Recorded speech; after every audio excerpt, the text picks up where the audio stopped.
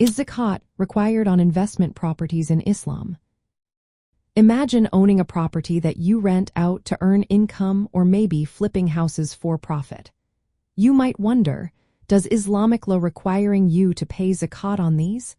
Let's explore how zakat applies to investment properties and income. First, if you own a property just to rent it out, the property itself is not subject to zakat.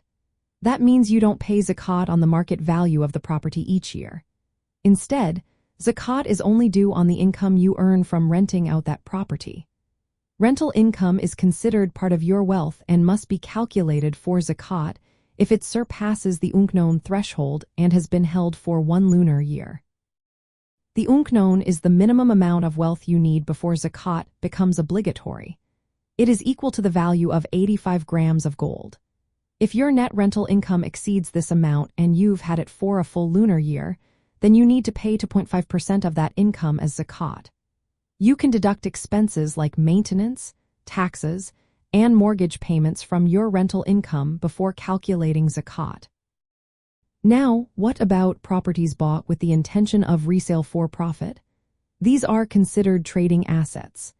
If you buy and sell properties regularly to make a profit, then the market value of these properties is subject to zakat at 2.5%. You need to pay zakat on the current market value of the property at the time of zakat calculation. This applies whether the property is under construction or already completed, as long as the intention is to sell for profit.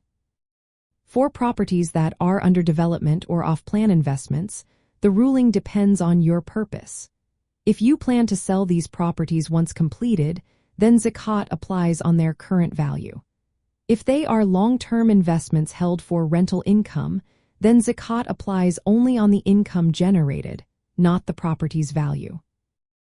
It's also important to remember that zakat is only due if your total wealth, including rental income or trading assets, exceeds the unknown and has been held for 1 lunar year. If your rental income or assets are below this threshold, then zakat is not obligatory. To sum up, zakat is not due on the value of investment properties held for long-term rental. But it is due on the rental income if it exceeds the unknown and has been held for a year. If you buy and sell properties for profit, then zakat is payable on the current market value annually.